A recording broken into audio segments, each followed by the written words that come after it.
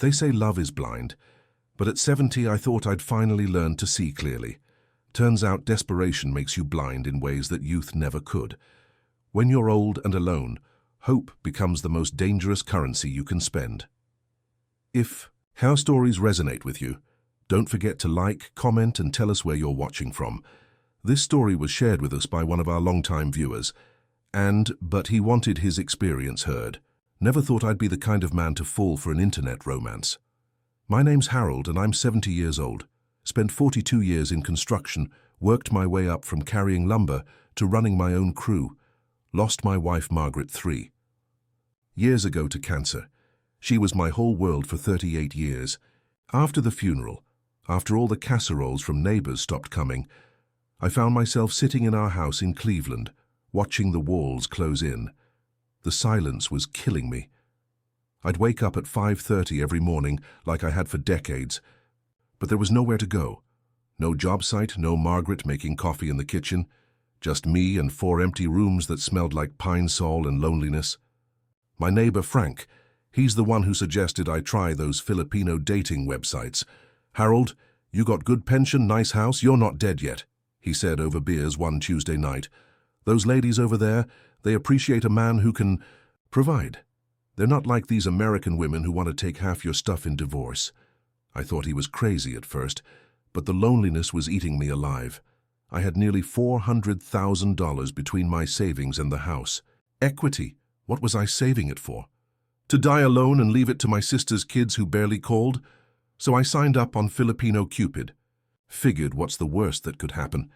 I spent weeks browsing profiles, reading about women half my age who seemed interested in older Western men. Most of the conversations fizzled out after a few messages, but then I found Carmina Santos, 34 years old from Cebu City.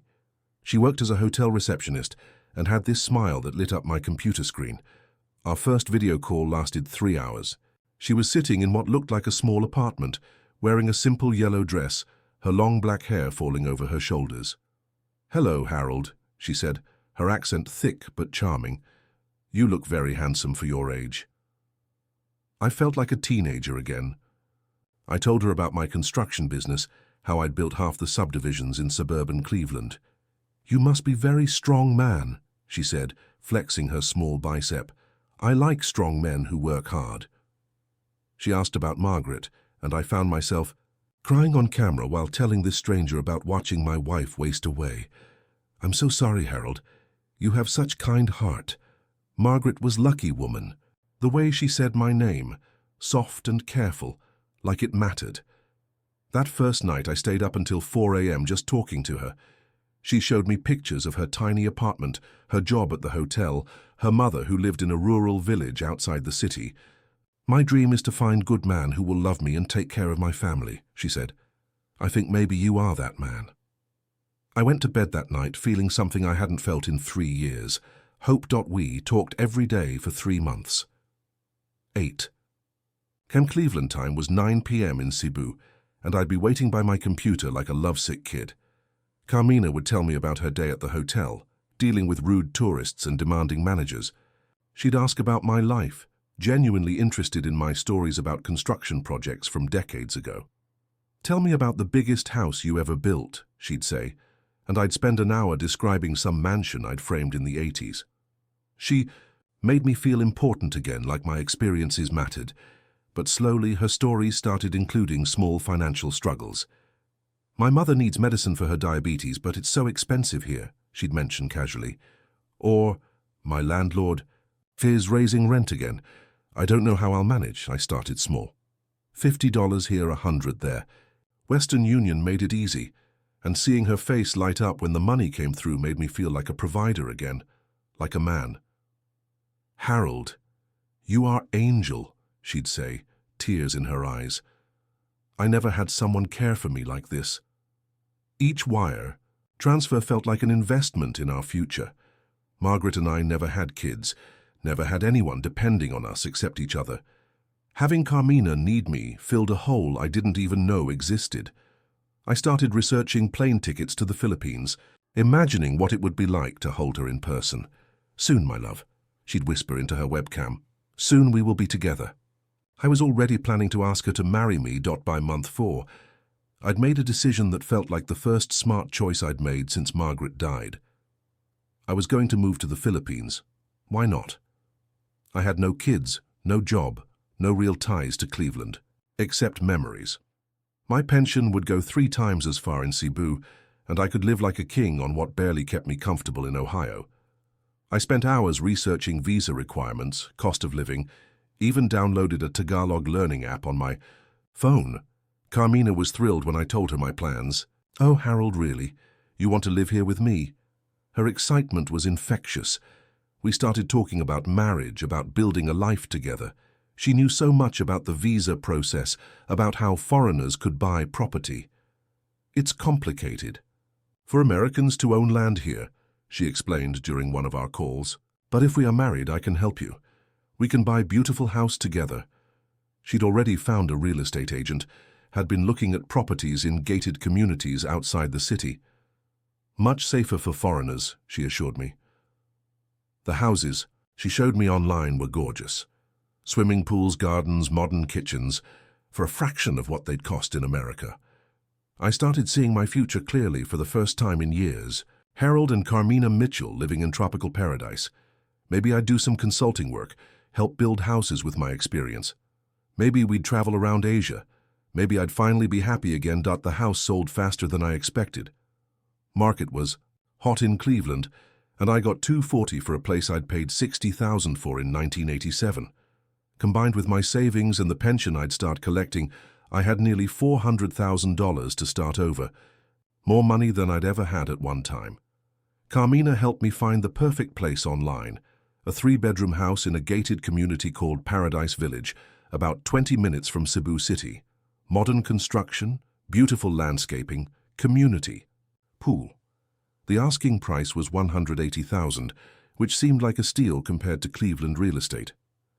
"But Harold," Carmina said during our planning call, "there is problem with foreign ownership. Very complicated legal process. Much easier if Filipino citizen buys property, then we marry, then you are protected by marriage contract." She'd already spoken to a lawyer, had all the paperwork ready. It made sense. She understood the local laws, the system. I was just some old American who didn't even speak the language. I wired the money on a Tuesday morning, $180,000 for the house, another $20,000 for wedding expenses and legal fees. Watching that much money leave my account should have scared me, but I felt proud, decisive, like I was finally taking control of my life again. "You are such a generous man," Carmina said when she confirmed the money arrived. "I promise you will. Never regret this. We will be so happy together." That night I called Frank to tell him about my decision. "You're doing what?" he asked. "Harold, are you out of your goddamn mind?" But I wasn't listening to doubters anymore. At 70, I'd learned to trust my instincts, and my instincts said Carmina Santos was the best thing that had happened to Hai. Me in years. The flight to Manila was the longest 12 hours of my life. I'd never been to Asia, barely left Ohio except for a few construction jobs in neighboring states. Everything felt foreign and overwhelming, but exciting. The heat hit me like a wall when I stepped off the plane. The air was thick and humid, full of smells I couldn't identify. The drive from Manila to Cebu was supposed to take an hour, but traffic was insane. Jeepneys and motorcycles weaving between cars, vendors selling fruit at red lights, poverty and wealth existing side by side, in ways that shocked me. When I finally saw Carmina at the Cebu airport, she looked even more beautiful than on video. Tiny thing, maybe 5'2", wearing a red sundress that showed off her curves. She ran into my arms like something out of a movie. "Harold, my love, you're finally here." But something felt different. Maybe it was the jet lag, maybe culture shock, but she seemed distracted, always checking her phone, always busy with something. Her apartment was nicer than I remembered from video calls. New furniture, expensive-looking electronics. "Business has been very good at hotel," she explained when I mentioned it. Her family welcomed me with a big dinner, but most of the conversation was in Cebuano, which left me smiling and nodding like an idiot. Her cousin Maria spoke some English and kept asking about my pension, about American real estate values. Americans are so rich, she said, laughing. In Philippines, we work so hard for so little. I felt like a walking dollar sign, but I figured that was just cultural difference. I was rich by their standards, nothing wrong with that. The wedding planning moved fast. Too fast, if I'm being honest. Carmina had already booked a venue, ordered flowers, hired a band. I want everything perfect for us, she said, when I suggested maybe we should slow down, get to know each other. In person first. In Philippines, when woman finds good man, she doesn't wait. Other women will try to steal him. The expenses kept mounting. Traditional Filipino wedding, she explained, involved feeding 300 guests, multiple ceremonies, gifts for family members. Every vendor seemed to know her personally, and they'd negotiate rapidly in Cebuano while I stood there like a tourist. This is how business works here, Carmina would tell me when I asked about the costs. Everything is relationship-based. You must trust me. When I suggested a smaller ceremony, just family, she got upset. Actually upset, tears and accusations. You don't want to marry me properly. You want cheap wedding like I'm not important. I backed down immediately. The last thing I wanted was to hurt her feelings or disrespect her culture. I was the foreigner here. She was helping me navigate a system I didn't understand. If a proper Filipino wedding cost $30,000, then that's what we'd do. I just want everyone to know how much I love you, I told her, and she smiled through her tears. I love you too, Harold. More than anything. But something was nagging at me. The way vendors looked at me, like they were trying not to laugh. The way conversations stopped when I walked into rooms. Maybe it was just my imagination, old man paranoia. Maybe this was how it felt to be an outsider in love. I kept asking to see our house. Every time I brought it up, Carmina had an excuse. Workers were still finishing the bathroom. Final paperwork was processing with the lawyer. The keys were with the property manager who was traveling. Soon, my love, she'd say, kissing my cheek. After wedding, we will move in together. It will be perfect surprise for you. But I was getting antsy. I'd wired $180,000 for a house I'd never actually seen in person. When I pushed harder, insisting we drive by just to look, she seemed irritated. Harold, why you don't trust me? I told you it's not ready yet. You think I'm lying to you. The accusation stung because trust was exactly what I was struggling with. Not trust in her, but trust in my own judgment. Everything was moving so fast, so differently than I'd expected. Her phone rang constantly. Conversations. That ended abruptly when I came near. She'd switch from English to Cebuano mid-sentence, leaving me excluded. Just work, she'd explain. Hotel business, very complicated. When I asked about honeymoon plans, she was vague. Let's see how everything goes with wedding first, she said. Maybe we take trip later when house is ready. I found myself lying, awake in her apartment, listening to her breathe, wondering if I'd made a terrible mistake. But what choice did I have now? I'd sold my house, wired my money, committed to a life 8,000 miles from everything I knew.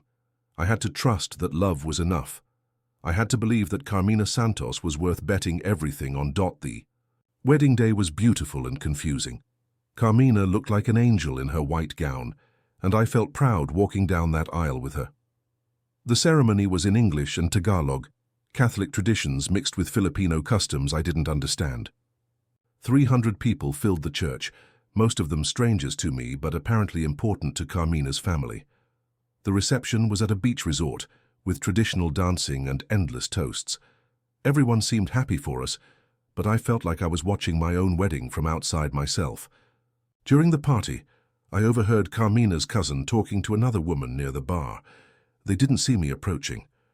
"The American's house is beautiful," one of them said in accented English. "Carmina did well with this one."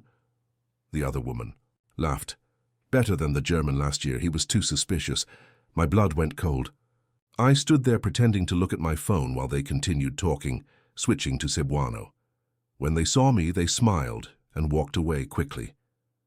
I found Carmina on the dance floor and pulled her aside. "What did your cousin mean about the American's house?" I asked. She looked confused. "What are you talking about? I heard her mention my house, something about a German." Carmina's face changed, just for a second. Anger flashed in her eyes before she covered it with hurt. Confusion. Harold, you are ruining our wedding day with jealousy. I don't know what you heard, but you are wrong. She walked away, leaving me standing alone in my wedding tuxedo, wondering what the hell I'd gotten myself into. 3 days after the wedding, I demanded we go to the house. No more excuses, no more delays. I was tired of living in Carmina's apartment, while my $180,000 investment sat empty. Fine, she said, clearly annoyed. But I told you it's not ready yet. The drive to Paradise Village took 30 minutes through increasingly rural roads. When we pulled up to the address, there was a family in the yard, kids playing on a swing set, laundry hanging on lines, a man washing a motorcycle in the driveway. There must be mistake, Carmina said, but she looked nervous for the first time since I'd known her. I got out of the car and walked to the gate. Excuse me, I said to the man washing his motorcycle. I think there's been a confusion. This is my house. He looked at me like I was crazy. Your house? He said in broken English. No, sir, this is my house. I buy from Carmina 6 months ago. My legs almost gave out. 6 months ago, I was still living in Cleveland, still just sending Carmina small amounts for her mother's medicine. You bought this from Carmina Santos? I asked. He nodded. Yes, very nice lady. Good price, fair deal. I looked back at the car where Carmina was making frantic phone calls. When I confronted her, she broke down crying. Harold, I can explain. There was problem with legal paperwork. I had to make temporary sale to protect your investment from government complications. My lawyer is fixing everything. But her lawyer wasn't answering his phone. The property documents she showed me were photocopies, and my name appeared nowhere on them. I realized I'd been legally married to a woman for 3 days, and I had no idea who she really was. The truth came out in pieces like a puzzle from hell. Carmina wasn't a hotel receptionist. She didn't have a sick mother who needed medicine. The modest apartment I'd seen in our early video calls was a rental she used for her online meetings. Her real life was much more complex. She had multiple phones with different identities, different stories for different men. The sick mother story was for Americans. The struggling student story was for Europeans. The young widow story was for Australians. She'd been running romance scams for years with help from her extended family. Her cousin Maria managed the financial transfers. Her brother handled property transactions. Her uncle was a lawyer who created fake documents. They had the whole system down to a science. My house purchase money had been immediately distributed among various family members, making recovery impossible even if I could prove fraud. When I threatened to go to the police, Carmina's demeanor changed completely. The sweet, vulnerable woman I'd fallen in love with disappeared. Harold, you need to be very careful, she said coldly. You are a foreigner here with no legal standing. You wire money willingly to Filipino citizen. No crime was committed. You want to cause trouble? I tell police you try to force me to have sex? Filipino police believe Filipino woman over American man every time. I stared at this stranger wearing my wife's face. Besides, she continued, you think you are only one. You think American embassy wants to hear about another stupid old man who send money to young Filipina? They see 10 cases like yours every week. They will laugh at you. She was right, and we both knew it. I had willingly sent every dollar to her. I had insisted on moving fast, on trusting her with everything. On paper, this looked like a relationship gone wrong, not criminal fraud. I spent the next week in a cheap hotel room trying to figure out what to do. The American embassy was sympathetic but unhelpful. Romance scams targeting older Western men were common, they told me. Prosecution was rare because victims had voluntarily sent money. Recovery was almost impossible once funds were distributed. They gave me a pamphlet about elder financial abuse and suggested I contact family back home for help. I met other expats who'd been through similar experiences. Tom from Australia had lost his retirement savings to a woman in Manila. Klaus from Germany had mortgaged his house for a Filipina who disappeared after receiving the money. We'd sit in cheap bars drinking beer and sharing our humiliation. The thing is, Tom said one night, part of me still loves her. Even knowing what she did, part of me believes she really cared about me. That was the worst part, the doubt. Had any of it been real? Those 3 months of daily video calls, the way she'd listened to my stories about Margaret, the way she'd cry when I sent money for her mother's medicine. Was I so desperate for connection that I'd imagined genuine affection where none existed? My pension payments were still coming through, so I wasn't completely broke, but $400,000 was gone forever. Everything I'd saved for retirement, the equity from the house Margaret and I had shared for decades. I was 70 years old, stranded in a foreign country, financially ruined by my own loneliness and stupidity. 6 months later, I'm still here. Not by choice, but because I can't afford to start over anywhere else. I found a small apartment in a working-class neighborhood of Cebu City, nothing like the paradise I'd imagined. I teach English to local students for pocket money, $10 an hour when I can get work. The tropical heat that seemed romantic in Carmina's photos is oppressive when you're walking everywhere, because you can't afford a car. I've learned some basic Tagalog, enough to navigate daily life, but I'll always be an outsider here. The other. Foreigners I meet fall into two categories: those who succeeded at the expat dream and those who, like me, got destroyed by it. The successful ones don't associate with the failures. They see us as cautionary tales, reminders of how badly things can go wrong. I think about Carmina sometimes, wonder if she ever thinks about me. Probably not. I was just a job to her, a particularly lucrative assignment. The woman I fell in love with never existed except in my desperate imagination. The real Carmina. Santos is a professional who preys on lonely old men like me, and she's probably very good at her job. I can't even hate her properly, because part of me understands why she does it. In a country where the average salary is $300 a month, taking advantage of wealthy foreigners probably seems like simple survival. That doesn't make it right, but it makes it understandable. What I can't understand is how I became so desperate for connection that I ignored every warning sign, every red flag, every moment when my instincts told me something was wrong.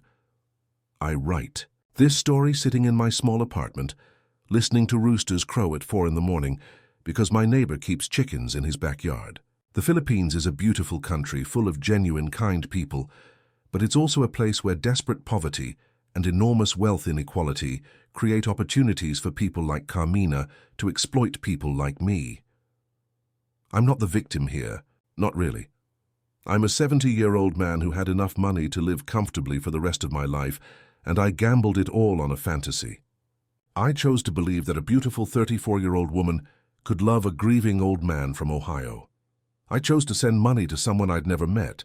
I chose to sell my house and move halfway around the world without doing proper research or listening to anyone's advice. Those were my choices made by a man who should have known better. The loneliness after Margaret died nearly killed me, but it was the hope that actually destroyed me. Hope that I could start over, hope that I could find love again, hope that my money could buy me a second chance at happiness.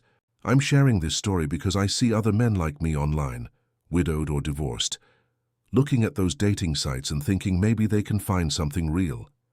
Maybe some of them can. Maybe some of those relationships are genuine. But for every success story, there are 10 disasters like mine, men who confuse desperation with love, money with affection, fantasy with reality. If you're thinking about what I did, please be smarter than I was. Please remember that when you're lonely and vulnerable, hope becomes the most dangerous currency you can spend.